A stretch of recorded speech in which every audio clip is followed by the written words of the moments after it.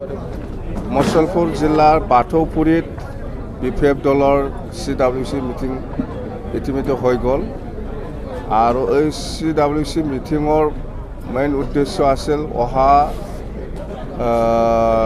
10 ফেব্ৰুৱাৰী এক BTC একৰ্ডে সেইটো আমি দল হিচাপে কেনেকৈ অবজাৰ্ভ কৰিব লাগে সেইটোকে আমি আলোচনা কৰিছোঁ। আচলতে সেইটো চৰকাৰীভাৱে এইটো পালন কৰিব লাগিছিল এই BTC একৰ্ড ডেটো 10 ফেব্ৰুৱাৰীটো, কিন্তু যোৱা বছৰ চৰকাৰীভাৱে এইটো পালন কৰা নহ'ল।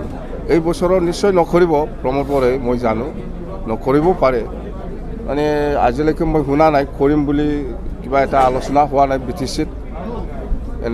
কৰিব লাগিছিল, সেইটো দায়িত্ব BTC একৰ্ড ডে 10 ফেব্ৰুৱাৰীটো কৰিব লাগিছিল।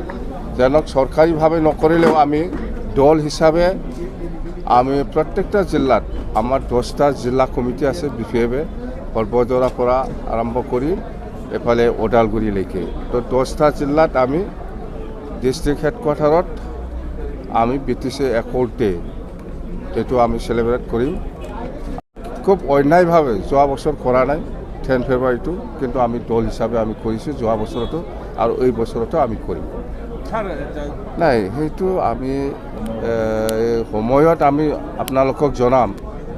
চেম ছাৰে কাৰ লগত কি কেনেকৈ কি কথা পাতিছে পাতা নাই মই সেইটো মোৰ লগত অৱগত নহয়।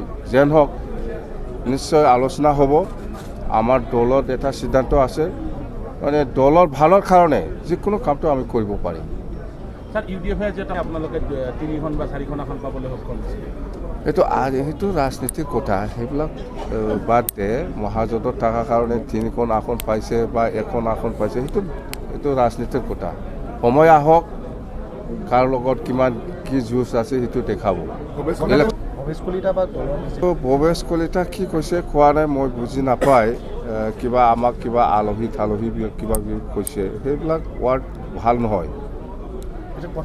নাই, আমি আগতে কৈছে যে চেম ছাৰৰ লগত মই 2বাৰ নহয় 3বাৰ নহয় বহুতবাৰ মই আলোচনা কৰিছোঁ, কিন্তু দলীয়ভাৱে বিজেপিৰ লগত আৰু BPFৰ লগত আজিলৈকে এনেকুৱা বহি পেলাই আলোচনা হোৱা নাই।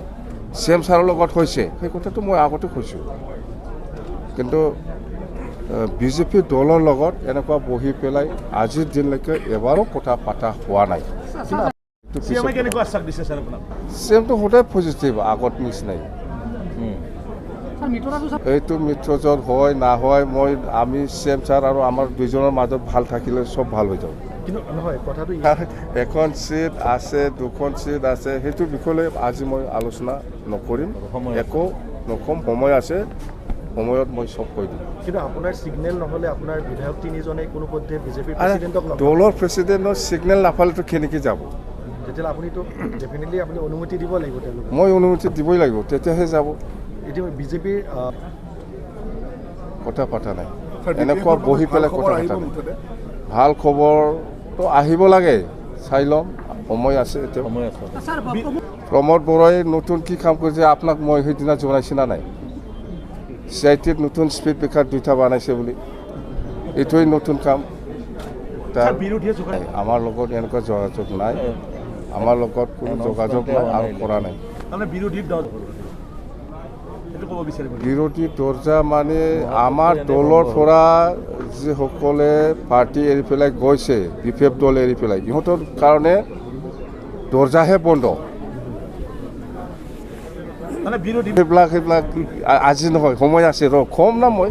কিন্তু কথাটো হ'ল যে আজি এখন গুৰুত্বপূৰ্ণ সেইটো সময়ত আপোনালোকে গম পাব, আমি জনাই দিম দে। আপাতত আজি নতুন ৰাজনৈতিক এটা পৰিৱৰ্তন দেখা পাব নেকি ৰাইজে, সেইটো আপুনি ক'ব বিচাৰিব নেকি?